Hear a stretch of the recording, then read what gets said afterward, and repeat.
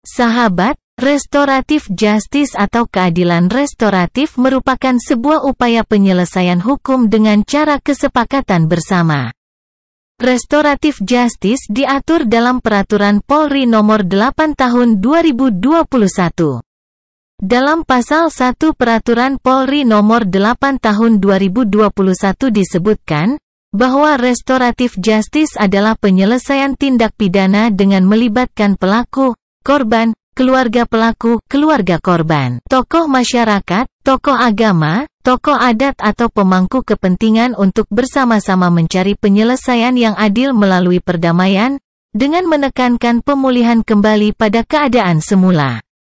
Namun, penting diketahui sahabat, bahwa dalam pelaksanaan restoratif justice harus memenuhi persyaratan umum baik material dan formil, maupun memenuhi persyaratan khusus. Sebagaimana yang diisyaratkan dalam Peraturan Polri Nomor 8 Tahun 2021, dan Peraturan Jaksa Agung Nomor 15 Tahun 2020.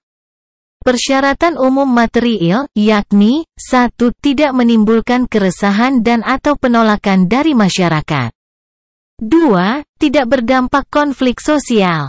3. Tidak berpotensi memecah belah bangsa. 4. Tidak bersifat radikalisme dan separatisme.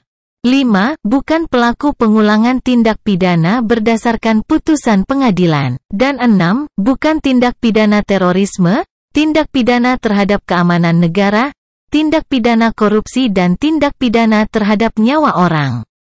Selanjutnya syarat umum formil yakni, 1. Ada perdamaian dari kedua belah pihak, kecuali untuk tindak pidana narkoba dan 2. Pemenuhan hak-hak korban dan tanggung jawab pelaku, kecuali untuk tindak pidana narkoba.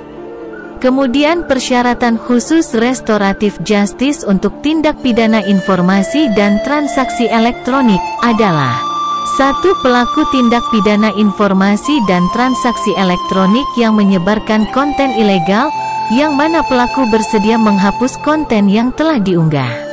2. Pelaku menyampaikan permohonan maaf melalui video yang diunggah di media sosial disertai dengan permintaan untuk menghapus konten yang telah menyebar. Dan 3. Pelaku bersedia bekerja sama dengan penyidik Polri untuk melakukan penyelidikan lanjutan. Sedangkan persyaratan khusus pelaksanaan restoratif justice untuk tindak pidana narkoba adalah sebagai berikut.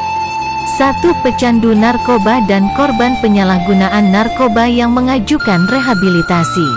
2. Pada saat tertangkap tangan, ditemukan barang bukti narkoba pemakaian 1 hari dengan penggolongan narkotika dan psikotropika sesuai dengan ketentuan peraturan perundang-undangan, dan tidak ditemukan barang bukti tindak pidana narkoba, namun hasil tes urin menunjukkan positif narkoba. 3. Tidak terlibat dalam jaringan tindak pidana narkoba, pengedar dan atau bandar. 4. Telah dilaksanakan asesmen oleh tim asesmen terpadu. Dan 5. Pelaku bersedia bekerja sama dengan penyidik Polri untuk melakukan penyelidikan lanjutan. Persyaratan khusus restoratif justice untuk tindak pidana lalu lintas, sebagai berikut. 1. Khusus untuk tindak pidana lalu lintas kecelakaan lalu lintas yang disebabkan mengemudikan kendaraan bermotor membahayakan yang mengakibatkan kerugian materi dan atau korban luka ringan. Atau 2. Dengan cara dan keadaan kecelakaan lalu lintas di jalan karena kelalaiannya yang mengakibatkan korban manusia dan atau kerugian harta benda. Sedangkan persyaratan restoratif justice sesuai Peraturan Jaksa Agung Nomor 15 Tahun 2020 secara rinci diatur dalam Pasal 5 Ayat 1. Berdasarkan ketentuan Pasal 5 Ayat 1, bahwa perkara tindak pidana dapat ditutup demi hukum dan dihentikan penuntutannya berdasarkan keadilan restoratif dalam hal terpenuhi syarat sebagai berikut. 1. Tersangka baru pertama kali melakukan tindak pidana. 2. Tindak pidana hanya diancam dengan pidana denda atau diancam dengan pidana penjara tidak lebih dari 5 tahun. Dan 3. Tindak pidana dilakukan dengan nilai barang bukti atau nilai kerugian yang ditimbulkan akibat dari tindak pidana tidak lebih dari Rp2.500.000. Demikian pembahasan tentang restoratif justice dan syarat-syarat pemberlakuannya. Semoga bermanfaat dan atas perhatiannya pada konten-konten channel Hasudungan diucapkan terima kasih. Jangan lupa untuk di-share ya.